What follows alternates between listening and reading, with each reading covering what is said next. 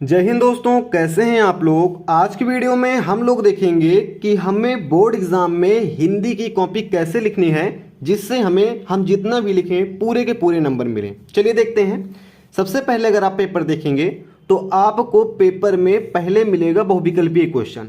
सबसे बड़ी दिक्कत यहीं से होती है, इसको कैसे लिखना है कैसे नहीं लिखना है। कई लोग पहले प्रश्नोत्तरांक 1 डालते हैं, फिर क्वेश्चन लिखते हैं, क्वेश्चन के बाद ये ऐसे टिक करके उसको सही लिखते हैं। या कई लोग क्या करते हैं, प्रश्नोत्तरांक 1 तो एक बार में ही डाल देते हैं, लेकिन चारों ऑप्शन लिखकर उसके बाद टिक करते हैं। तो ऐसा आपको नहीं करना है। इस क्वेश्चन को यानी पहले क्वेश्चन को लिखने का सही तरीका है, आप अपनी कॉपी में क्वेश्चन नंबर 1 डाल दीजिए, प्रश्नोत्तरांक 1 डाल दीजिए, ये जैसे हमने यहाँ पर डाला है। फिर आप का खा गा घा अंगा जो 5 क्वेश्चन हैं, एक एक लाइन छोड़कर आप इस साइड में लिख दीजिए, एक एक लाइन छोड़कर आप इस साइड में लिख दीजिए।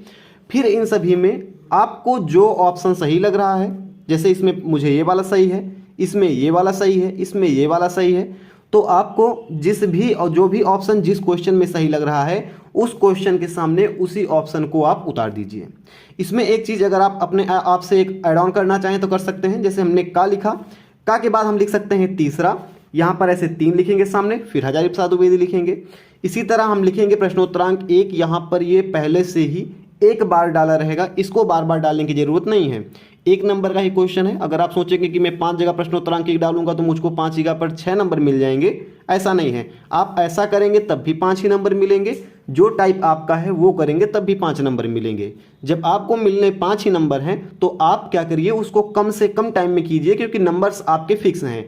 आपको वहां पर बढ़ा चढ़ा कर लिखना है जहां पर आपके नंबर बढ़ सकते हैं, और जहां पर आपके नंबर फिक्स हैं वहां पर आपको कोशिश करना है जितने कम में आप निपटा सकें।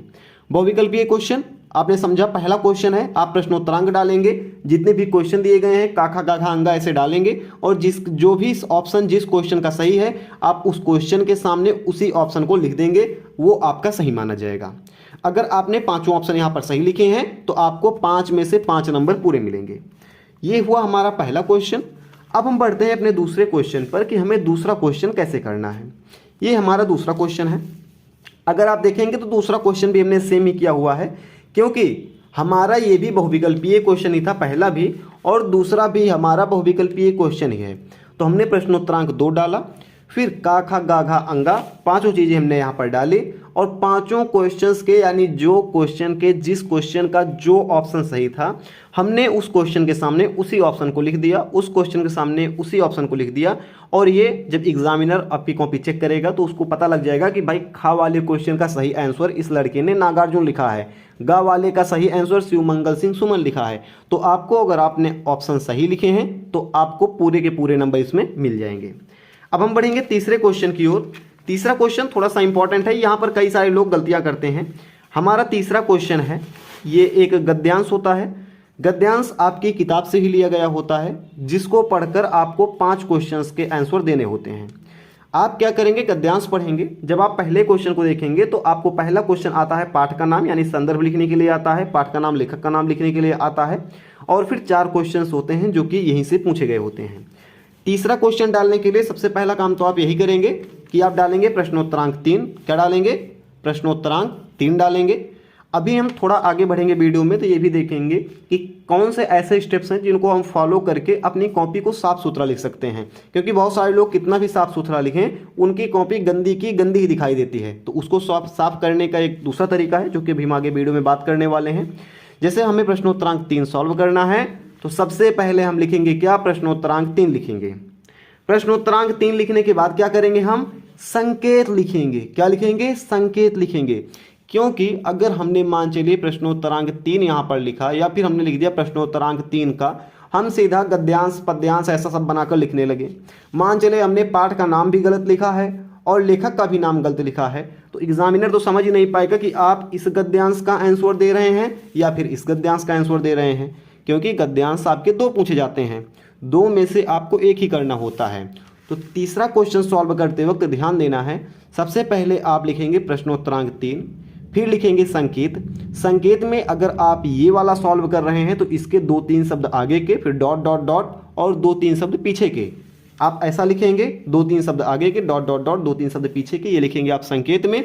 अगर आप दूसरा कर रहे हैं तो आप लिखेंगे प्रश्नोत्तरांक 3, फिर दूसरे में 2-3 शब्द आगे के लिख देंगे दूसरे पैराग्राफ में और 2-3 शब्द पीछे के लिख देंगे। तो एग्जामिनर को पहली बात क्लियर हो जाएगा कि ये इस पैराग्राफ को सॉल्व कर रहा है। अब जितने भी इसके आंसर्स हैं वो इसी पैराग्राफ के होंगे, या ये इस पैराग्राफ को सॉल्व कर रहा है। अब इस बच्चे के जितने भी आंसर होंगे वो इसी पैराग्राफ के होंगे। तो पैराग्राफ क्लियर हो गया। पहली बात हम क्वेश्चन नंबर डालेंगे और संकेत डालेंगे। संकेत डालने के बाद क्या करेंगे, थोड़ा नीचे आएंगे। अब हम बारी बारी से इन 5 क्वेश्चंस का आंसर लिखेंगे। ऐसा नहीं करेंगे कि हमने यहाँ पर तो प्रश्नोत्तरांक 3 डाल ही दिया है, यहाँ पर हम का लिखेंगे, खा लिखेंगे, गा लिखेंगे और सभी का आंसर देते हुए चले जाएंगे। ऐसा करेंगे तो नंबर्स यहाँ पर कटने के चांसेस आ जाते हैं, क्योंकि ये सारे नंबर आपके क्वेश्चंस आपके 2 नंबर के हैं। एक क्वेश्चन 2 नंबर का है जो कि यहाँ पर साफ साफ लिखा हुआ है।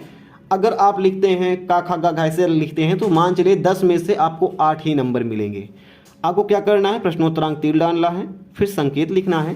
संकेत के बाद आप डालेंगे प्रश्नोत्तरांक 3 का में आप लिखेंगे संदर्भ।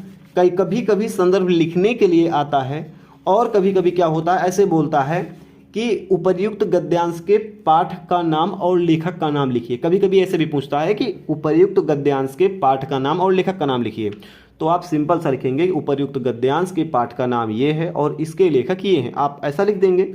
यहाँ पर संदर्भ पूछा गया है तो आप क्या करेंगे, प्रश्नोत्तरांक 3 का डालेंगे। यहाँ पर आप संदर्भ डालेंगे, मैंने हेडिंग नहीं डाली है, मिस्टेक हो गया है यहाँ पर। यहाँ पर आप लिखेंगे संदर्भ हेडिंग डालेंगे। जैसे आपने यहाँ पर संकेत डाला है, संदर्भ आप हेडिंग डालेंगे। फिर आप आगे से लिखना शुरू करेंगे, प्रस्तुत गद्यांश हमारी पाठ्यपुस्तक हिंदी में संकलित भाषा की आधुनिकता नामक शीर्षक से लिया गया है। इसके लेखक प्रोजी सुंदर रेड्डी हैं। गद्यांश है तो यहाँ पर गद्यांश रहेगा, पद्यांश है तो यहाँ पर पद्यांश रहेगा, संस्कृत है तो संस्कृत खंड रहेगा, श्लोक है तो यहाँ पर श्लोक रहेगा। इससे संबंधित 4 क्वेश्चंस आते हैं। तो एक चीज़ आपको यहाँ पर चेंज करनी है, पूरा का पूरा फ्रेमवर्क आपका सेम रहेगा। यहाँ पर पाठ का नाम जो रहेगा पाठ का नाम हो जाएगा, यहाँ पर लेखक और पद्यांश है तो कवि का नाम जो रहेगा यहाँ पर कवि का नाम आ जाएगा, और यहाँ पर जितनी भी चीज़ें हमारी सेम रहेंगी। फिर हमने पहला क्वेश्चन कर लिया। अब दूसरे क्वेश्चन पर पढ़ेंगे तो हम सिंपल सा फिर से प्रश्नोत्तरांक 3 खा डाल देंगे। हम 3 खा वाला क्वेश्चन बढ़िया से सॉल्व करेंगे। फिर हम 3 गा डाल देंगे, 3 गा वाला क्वेश्चन सॉल्व करेंगे। इसी तरह से 3 घा और 3 अंगा हम 5 क्वेश्चन को ऐसे सॉल्व कर लेंगे। ध्यान रहे, अगर आपकी कॉपी लिखते वक्त गंदी नज़र आती है, लिखने के बाद ऐसा लगता है कि सभी चीज़ें एक में ही हो गई हैं, तो यहाँ पर मैंने केवल एक लाइन का डिफरेंस छोड़ा है। लेकिन अगर आपके साथ ये प्रॉब्लम ज़्यादा हो रही है तो आप जो भी क्वेश्चन ख़त्म होने के 2 लाइन आपको छोड़ना है। इसके बाद 1-2 हमने 2 लाइन छोड़ा है, मैंने तीसरे लाइन से लिखना शुरू किया है। तो क्वेश्चंस खत्म होने के बाद 2 लाइन छोड़कर तीसरे लाइन पर आप प्रश्नोत्तरांक डालेंगे और यहाँ पर आप इसके 1 लाइन छोड़कर लिखना शुरू करेंगे। प्रश्नोत्तरांक डालेंगे 2 लाइन खत्म, यानी खत्म होने के 2 लाइन बाद, और 2 लाइन बाद प्रश्नोत्तरांक डालने के बाद यहाँ पर आप लाइन खींच देंगे। लाइन खींचने के 1 लाइन छोड़कर आपका जो भी आंसर है, जो भी संदर्भ प्रसंग व्याख्या है, आप यहाँ से लिखना शुरू करेंगे। हम सभी क्वेश्चन इसमें का ऐसे ही सॉल्व कर लेंगे। अब हम बढ़ेंगे चौथे क्वेश्चन पर। चौथा क्वेश्चन हमारा सेम एज इट इज है। हमें क्या करना है, 2 श्लोक दिए रहते हैं, 2 कविताएं दी रहती हैं। इन कविताओं को पढ़कर हमें किसी एक कविता को सॉल्व करना होता है। इसमें भी 5 क्वेश्चंस दिए होते हैं सेम इसी तरह से। तो इसी तरह से दिए होते हैं तो मैंने बोला कि सेम इसी तरह से हम सॉल्व करेंगे। जैसे इसमें हमने प्रश्नोत्तरांक 3 डाला, 3 के बाद हमने संकेत डाला कि कौन सा हम गद्यांश सॉल्व कर रहे हैं, फिर हमने संदर्भ यहाँ पर लिखा, फिर 5 क्वेश्चंस का ऐसे बारी बारी सब कुछ डालकर हमने लिख दिया।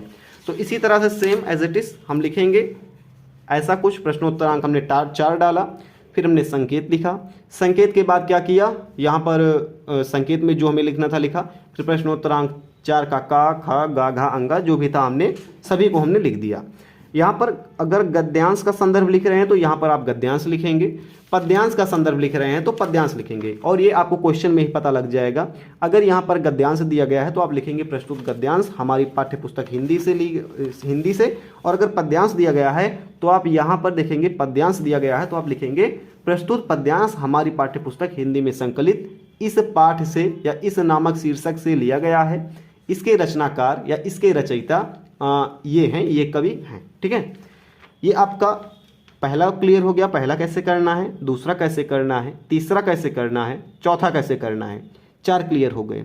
अभी यहाँ पर देख रहे होंगे आप, ये थोड़ा आपको क्लियर दिख रहा होगा, पिछले में ये थोड़ा सा गंदा दिख रहा था। गंदा इसलिए दिख रहा था कि क्योंकि हमने एक लाइन छोड़ा था और मैंने सोचा कि यहाँ पर ये साफ दिखने लगेगा, जो कि मैंने अभी पहले आपको बताया। लेकिन अगर एक लाइन छोड़ने के बाद भी आपको गंदा ही दिख रहा है तो आप 2 लाइन छोड़ना शुरू कीजिए।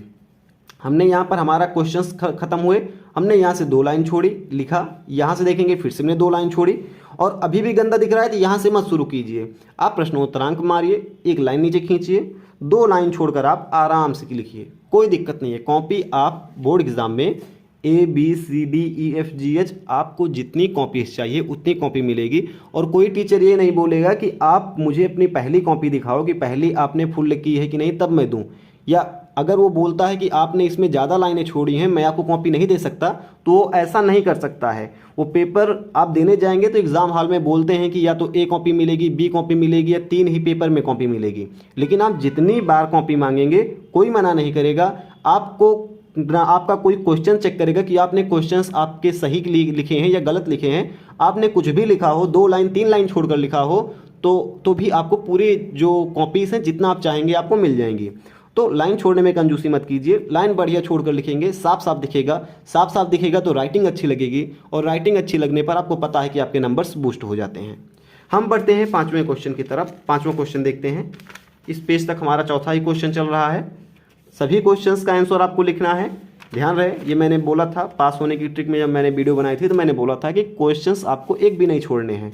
अगर पास होना है, अच्छे नंबर से पास होना है तो आपको सभी क्वेश्चंस को जरूर सॉल्व करना है। ठीक है, ये 5वां क्वेश्चन हमारा आता है।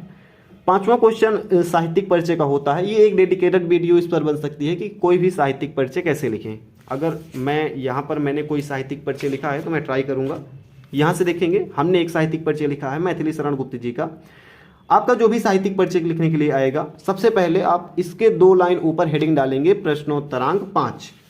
प्रश्नोत्तरांक 5 का में आप लिखते हैं लेखक का साहित्यिक परिचय और खा में लिखते हैं आप कवि का साहित्यिक परिचय। तो हमने का डाला, फिर हम लिखेंगे जो भी हमारे कवि या लेखक हैं उनका नाम लिखेंगे। दाहिनी साइड में हम लिखेंगे परिचय एक दृष्टि में। लाइनें आपको बराबर छोड़नी है, लाइन की कंजूसी करेंगे राइटिंग खराब लगेगी, गंदा देखने में लगेगा, नंबर आपके कट जाएंगे। लाइन बराबर छोड़ना है और आप ऐसा लिखेंगे परिचय एक दृष्टि में। इधर आप जन्म, जन्म स्थान, पिता, मृत्यु, रचनाएं 5 चीज़ें लिखेंगे। फिर आप साहित्यिक परिचय में आएंगे। अगर आपने कोई भी साहित्यिक परिचय याद किया है तो आप यहाँ पर साहित्यिक परिचय लिखेंगे, नहीं आता है तो आप बना कर लिखेंगे। ध्यान रहे जीवन परिचय नहीं लिखना है। आप लिख देंगे कि इनकी ये रचना बहुत ही प्रसिद्ध हुई या इनकी साकेत रचना बहुत ही प्रसिद्ध हुई, इसका पाठ्यक्रम बहुत ही लंबा है, इसका कथानक बहुत अच्छा है, ऐसा वैसा आप लिख देंगे। ये नहीं लिखना है कि इनका जन्म यहाँ पर हुआ, मृत्यु यहाँ पर हुई, क्योंकि ये आप ऊपर लिख चुके हैं। तो यहाँ पर आपको लिखना है 5 चीज़ें। साहित्यिक परिचय में आएंगे। साहित्यिक परिचय जो याद है, नहीं याद है, जैसा भी है, आपको कम से कम 12 लाइनें तो लिखनी है। 80 शब्द बोलता है तो 80 शब्द आपको लिखना ही लिखना है। 80 शब्द आप लिखेंगे। फिर आप नीचे आएंगे थोड़ा सा और नीचे आप रचनाएं हेडिंग डालेंगे और कम से कम 3 रचनाएं, और ज़्यादा से ज़्यादा जितना भी आपको आता है आप लिख सकते हैं। 3 रचनाएं या 2 रचनाएं कम से कम लिखनी है। ऐसा आप करेंगे तो आपको साहित्यिक परिचय में, चाहे ये लेखक का साहित्यिक परिचय हो चाहे कवि का साहित्यिक परिचय हो, आपको पूरे के पूरे नंबर्स मिलेंगे। 5वां क्वेश्चन हो गया। इसी तरह 5वें का आप खा डालेंगे। खा डालने के बाद आप किसी भी कवि का लिखेंगे, सेम ऐसे ही लिखेंगे। आप नाम डालेंगे, फिर आप परिचय एक दृष्टि में डालेंगे, फिर आप ऐसा करेंगे, इधर आप साहित्यिक परिचय हेडिंग डालेंगे और लिखना आप यहाँ से शुरू कर देंगे। ध्यान रहे ये खत्म होने के बाद यहाँ पर भी एक लाइन का मैंने गैप छोड़ा है, नहीं तो ये एक में ही हो जाएगा तो अच्छा नहीं लगेगा देखने में। ठीक है, आगे हम थोड़ा सा बढ़ेंगे। आगे है कहानी का सारांश। देखिए कहानी का सारांश सभी लोग अपने अपने तरीके से लिखते हैं। अभी इसमें हमने इस वीडियो में इस क्वेश्चन को नहीं शामिल किया हुआ है। कहानी का सारांश भी नहीं शामिल किया है और खंड का भी नहीं शामिल किया है। इन दोनों को जो भी आपकी स्टाइल है आप कंटिन्यू कर सकते हैं, या फिर आप किसी टीचर का इसमें हेल्प ले सकते हैं, या आप अदर वीडियोज़ हैं यूट्यूब पर, कोई भी आप वीडियो वहाँ पर जाकर देख सकते हैं। एकदम सिंपल सा लिखना होता है। मान चलिए सारांश आ गया या कथा वस्तु आ गई। कथा वस्तु में क्या होता है, आपको बढ़िया सा टॉपिक वाइज लिखना होता है, 5-6 हेडिंग डालकर लिखनी होती है। या सारांश भी आ गया तब भी आपको हेडिंग डालकर लिखनी होती है। अगर आप इसमें कहानी का सारांश हेडिंग डालकर लिखते हैं, कथा वस्तु हेडिंग 4-5 हेडिंग बनाकर लिख सकते हैं, तो आप 1 या 1.5 पेज लिखेंगे, आपको इसमें 5 के 5 पूरे नंबर मिल जाएंगे। इसी तरह से अगर बोला जा रहा है कि ध्रुव यात्रा कहानी का उद्देश्य लिखिए, उद्देश्य भी सारांश के टाइप से आप लिखते हैं, आपको बहुत अच्छे नंबर मिलेंगे। अगर आप सोचेंगे कि मैं कहानी की तरह बिना हेडिंग के एकदम लिखते चले जाऊँ 1 पेज 1.5 पेज लिख देंगे, नंबर वहाँ पर कम मिलते हैं, क्योंकि किसी के पास टाइम नहीं है कि वो आपका पूरा आंसर बैठकर पढ़े। वो हेडिंग देखता है कि अच्छा ये हेडिंग, ये 5 हेडिंग, ये सभी ने इस बच्चे ने सभी हेडिंग्स को कंफर्म किया हुआ है, तो वहीं पर वो नंबर एग्जामिनर देकर आपको चला जाता है। तो आपको हेडिंग डालकर लिखना है 6वें क्वेश्चन में। 7वां क्वेश्चन कैसे करना है? 7वां क्वेश्चन आपका जो कॉपी में आपका जैसे कराया गया है, क्योंकि ये हर जगह का अलग अलग होता है, और खंड काव्य इसमें चरित्र चित्रण आता है, किसी अंक का सारांश लिखने के लिए आता है, जैसे तृतीयक अंक का या चतुर्थ अंक का, और नायक नायिका का या किसी अन्य पात्र का चरित्र चित्रण करने के लिए आता है। और ये मोस्टली स्कूलों में कराया जाता है, हर बार डन कराया जाता है। आपके स्कूल में जैसा भी कराया गया है उसमें कविताओं की 3-4 लाइनें बीच बीच में होंगी, कुछ मोटिवेशनल लाइनें होंगी, सभी को आपको अच्छे से याद करना है और एकदम अच्छे से इसको जैसा आपके स्कूल में कराया गया है वैसा आपको इसे लिखना है। आगे बढ़ेंगे। 7वां क्वेश्चन हो गया। अगर आप भूलते जा रहे हैं तो आप एक बार वीडियो को और रिपीट करेंगे तो आप इसे भूलेंगे नहीं, अच्छे से समझ लीजिएगा, समझने की बात करेंगे। यानी कि अगर आप 2 बार इसको देख लेते हैं तो आपको समझ में आ जाएगा बिल्कुल आपको क्या करना है, कैसे करना है। 8वां क्वेश्चन देखेंगे। 8वां क्वेश्चन भी सेम है, इसमें आपको संदर्भ लिखना होता है और हिंदी में अनुवाद करना होता है। तो पहला 8वां क्वेश्चन कैसे करते हैं ये हम देखते हैं। यहाँ पर अगर हम आगे आएंगे तो ये हो गया हमारा साहित्यिक परिचय, ये हो गया हमारा 8वां क्वेश्चन। 8वें क्वेश्चन में हमें क्या करना है? सिंपल सा, कुछ नहीं करना है। आपको सबसे पहले क्वेश्चन को पढ़ना है। इसमें भी आपको 2 ऑप्शंस मिलेंगे, या तो आपको ये वाला क्वेश्चन सॉल्व करना है या तो ये वाला करना है। आप जिसमें भी इंटरेस्टेड हैं, जो भी आपको सही लग रहा है, आप सबसे पहले डालेंगे प्रश्नोत्तरांक 8 का। हमने डाला प्रश्नोत्तरांक 8 का। फिर आप डालेंगे संकेत, हर बार की तरह संकेत डालेंगे। संकेत में क्या करेंगे? आप आगे के 2 शब्द लिखेंगे, 3 शब्द लिखेंगे। जैसे 3 इसमें बहुत बड़ा जा रहा है तो आप आगे के 2 शब्द लिखेंगे और पीछे के 2 शब्द लिखेंगे। संकेत की मैं बात कर रहा हूँ, संकेत में आगे के 2 शब्द लिखेंगे, पीछे के 2 शब्द लिखेंगे। फिर इसमें बोला जाएगा कि संदर्भ सहित हिंदी में अनुवाद करना है। संकेत लिखने के बाद आप 2 लाइनें छोड़ेंगे, यहाँ पर संदर्भ लिखेंगे और संदर्भ वैसे ही लिखेंगे जैसे कि हमने पिछले में देखा था। अगर आप 1-2 लाइन यहाँ पर इसका सारांश लिख सकते हैं तो अच्छी बात है, फिलहाल ज़रूरी नहीं होता ये। आपने पिछला जो भी संदर्भ याद किया है अपने स्कूल में या आप इस वीडियो में आपने जो संदर्भ याद किया है उसी से आप बनाकर ऐसा लिख सकते हैं। प्रस्तुत गद्यांश हमारी पाठ्यपुस्तक हिंदी के संस्कृत खंड में, ठीक है, पाठ्यपुस्तक हिंदी के यहाँ पर रहेगा, हिंदी के संस्कृत खंड में संकलित संस्कृत भाषा या मातम नामक शीर्षक से लिया गया है। इतना करना है। लेखक यहाँ पर होते नहीं हैं तो आप इतना लिखेंगे। संदर्भ के बाद आप 2 लाइनें छोड़ेंगे और हिंदी अनुवाद लिखेंगे।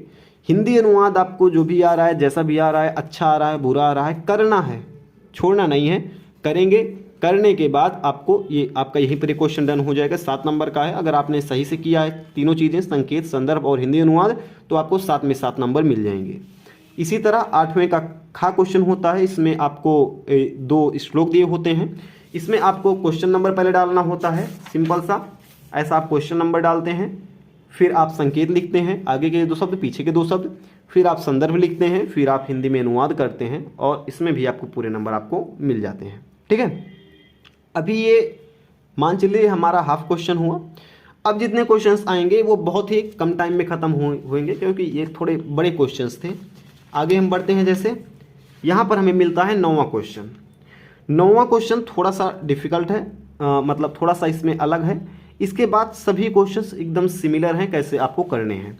ठीक है, 9वां क्वेश्चन है, निम्नलिखित मुहावरों और लोकोक्तियों में से किसी एक का अर्थ लिखकर वाक्य में प्रयोग कीजिए। 2 नंबर का है। 1 नंबर आपको इसका अर्थ लिखने के लिए दिए जाते हैं और एक अगला नंबर आपको वाक्य में प्रयोग करने के लिए दिया जाता है।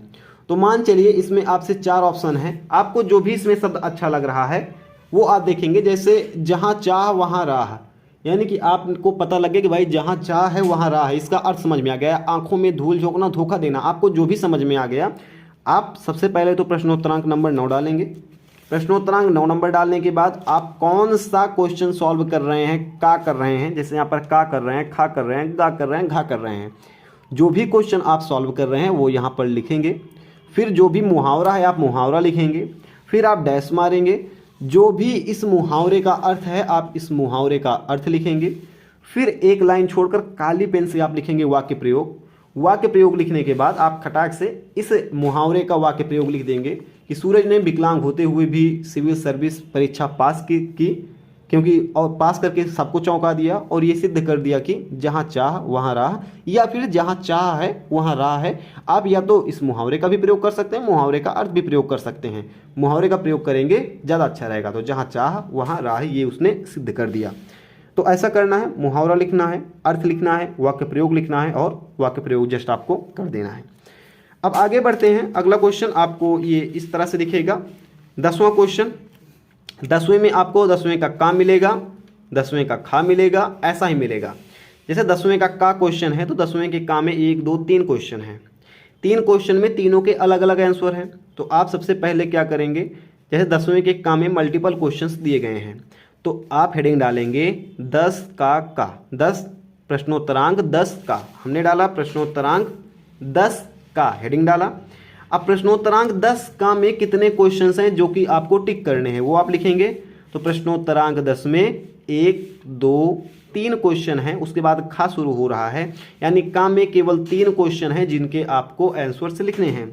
तो हमने लिख दिया प्रश्नोत्तरांक 10 का 1 2 3, तीनों क्वेश्चन हमने लिख दिए। अभी जब हम पहला क्वेश्चन सॉल्व कर रहे थे तो क्या कर रहे थे, हम केवल क्वेश्चन लिख रहे थे, क्वेश्चन के बाद सीधा उसका आंसर लिख रहे थे। ठीक है, हमने क्वेश्चन लिखा, क्वेश्चन लिखने के बाद जैसे का खा गा घा अंगा लिख रहे थे, फिर इसके सामने आंसर लिख रहे थे कि का आंसर ये है, खा का ये है, गा का ये है, ऐसा लिख रहे थे। इसी तरह से सेम आपका जो भी इसमें आप देख रहे हैं, जो भी आपका आंसर है, आपने क्या किया, प्रश्नोत्तरांक तो डाल दिया। प्रश्नोत्तरांक के बाद आपके 10 के का में जितने क्वेश्चंस थे आपने क्वेश्चन नंबर भी डाल दिए। अब इसका जो भी आंसर है, आप जैसे पहले का आंसर सा है तो आपने पहला लिखा, सा लिखा और इसका आंसर लिख दिया। दूसरे का आंसर बा है तो दूसरा का आंसर आपके बा है तो दो लिखा, बा लिखा और इसको पूरा कर दिया। तीसरे का आंसर सा है तो आपने तीसरे में सा लिखा और इसको लिख दिया। ऐसे करना है, ऐसे करेंगे 3 नंबर आपका डन है, कंप्लीट है, कोई दिक्कत नहीं है। इससे यही फ़ायदा है, आपको लिखना नहीं पड़ता है ज़्यादा। अभी आप आएंगे किसमें, प्रश्नोत्तरांक 10 के खा में, तो आप डालेंगे प्रश्नोत्तरांक 10 का खा। इसी तरह से इसमें कितने क्वेश्चन दिए गए हैं, ये पहला क्वेश्चन दिया गया है और ये दूसरा क्वेश्चन दिया गया है। तो आप लिखेंगे प्रश्नोत्तरांक 10 खा, पहला लिखेंगे, एक लाइन छोड़ेंगे, दूसरा लिखेंगे। अब पहले का आंसर क्या है वो लिख देंगे और दूसरे का आंसर क्या है वो लिख देंगे। यहाँ पर पहले का आंसर ये है और अगर आप इधर देखते हैं तो दूसरे का आंसर भी आपको दिख रहा है, दूसरे का आंसर ये है। तो हमने पहले का भी आंसर लिख दिया और दूसरे का भी आंसर लिख दिया।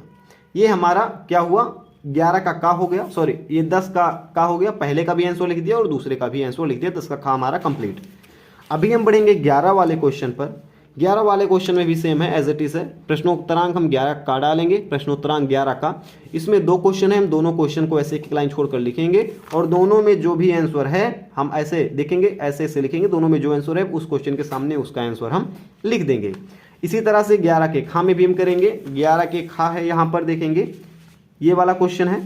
इसमें बोला जा रहा है एक शब्द के 2 अर्थ लिखिए, हम लिखेंगे प्रश्नोत्तरांक 11 खा।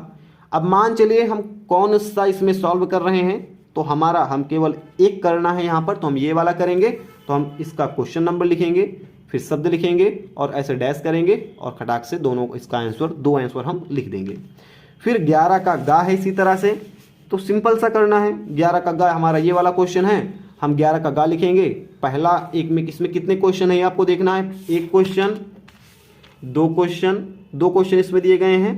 तो हम क्या करेंगे, हमने लिखा पहला दूसरा, पहले का आंसर ये सही था हमने इसको कर दिया, दूसरे का आंसर ये सही था हमने इसको कर दिया। अब हम देखेंगे आगे इसमें क्या है, प्रश्नोत्तरांक ये घा है, यानी 11 का ये घा है। तो 11 के घा में क्या करना है, बोला है 2 शब्द शुद्ध कीजिए। तो मान चलिए इसमें ये दूसरा हमको शुद्ध करना है। तो इसमें आप कैसे करेंगे, यहाँ पर देखेंगे ये सिंपल सा इस तरह से है। इसमें भी कई सारे लोग पहले लिखते हैं अशुद्ध फिर लिखते हैं शुद्ध। तो जैसे यहाँ पर मेरे को ये वाला अशुद्ध था, इसको हम शुद्ध करके लिखना था।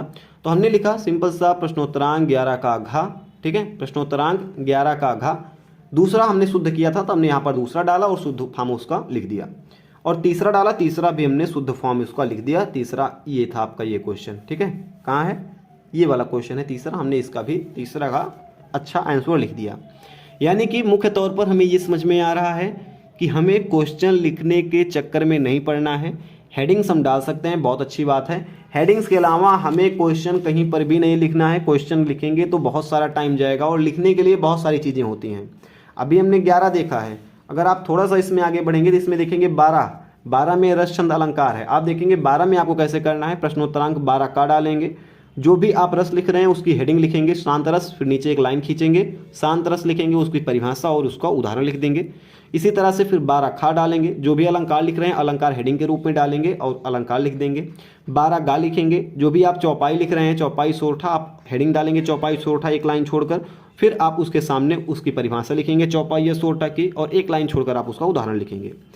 13वां क्वेश्चन है। 13वें क्वेश्चन में क्या होता है, दैनिक संपादक के पत्र के या कोई भी इसमें एक एप्लीकेशन लिखने के लिए आता है, लेटर लिखने के लिए आता है। इसको आपको अपने टीचर से कंसल्ट करना पड़ेगा या यूट्यूब पर वीडियो देख सकते हैं। यूट्यूब पर वीडियो देखेंगे समझ में कम आता है, देखने पर समझ में नहीं आता इसका सीक्वेंस क्या रहेगा। आपको वीडियोज कई सारी मिल जाएंगे कि इसके पत्र के नाम की ये वीडियो है, लेकिन आपको सीक्वेंस याद करना है कि लिखना कैसे है। लिख तो आप कोई भी देखें, लेकिन अगर आपको सीक्वेंस याद रहेगा तभी आपको नंबर मिलेगा। इसमें सीक्वेंस पर ही नंबर मिलता है। मोस्टली आपको 13वां नंबर आपको याद करना है और 14वां। इन दोनों क्वेश्चंस को आप एक बार यूट्यूब पर सर्च करके जरूर देखिएगा कि क्लास 12th में निबंध कैसे लिखें और क्लास 12th में हिंदी में पत्र कैसे लिखें। दोनों का आप सीक्वेंस याद कीजिएगा, क्योंकि यहाँ पर आप देखेंगे अनियंत्रित भ्रष्टाचार कारण और निवारण। आप कुछ भी नहीं लिख पाएंगे अगर आपका माइंड खुला हुआ नहीं है तो, लेकिन आप इसका अगर स्ट्रक्चर जान लेंगे कि पहले इसमें प्रस्तावना देनी है, फिर इसमें कितने पॉइंट्स लिखने हैं, किसके कितनी खामियां लिखनी है, तो आप आसानी से लिख देंगे। आपको पॉइंट्स याद हो जाएंगे, इसका स्ट्रक्चर कैसा है। अगर आपने क्वेश्चन के आंसर का स्ट्रक्चर कंप्लीट कर लिया, डिफाइन कर लिया, तो आप कोई भी आंसर लिख देंगे। ठीक है, तो ऐसा ही आप 13वें का और 14वें का आप यूट्यूब से देखिएगा। इस वीडियो में इतना ही था, क्योंकि अगर ऐसा ज़्यादा बोलेंगे तो बहुत सारी वीडियो इसमें लंबी हो जाएंगी, दोनों को बताने में 36 मिनट हो जाएंगे 26 के। तो दोस्तों इस वीडियो में इतना ही था। आपको कैसी लगी ये वीडियो, और ध्यान रहे नीली काली पेन का यूज करना है, लाल और हरी ये सब पेन के चक्कर में आपको नहीं पढ़ना है, नंबर आपके कट जाएंगे। ये मैं आपको बता रहा था तो मैंने ऐसे लिख दिया ताकि अच्छा लगे देखने में। इन दोनों पेन का यूज नहीं करना है, नीली काली पेन नीला काला स्केच का ही यूज आपको करना है। तो दोस्तों इस वीडियो में इतना ही था। आई थिंक आप समझ गए होंगे कि 1 से लेकर 12 तक के क्वेश्चंस का आंसर किस टाइप से लिखना है, कैसे में लिखना है, किस सीक्वेंस में लिखना है, आंसर का फ्रेमवर्क कैसा रहेगा, सभी आपको समझ में आ गए होंगे। कहीं पर कोई डाउट है तो आप कमेंट कीजिएगा, हो सकता है रिप्लाई में मैं आपको उसका पूरा आंसर बता दूँ। तो मिलते हैं इसी नेक्स्ट वीडियो में। जय हिंद।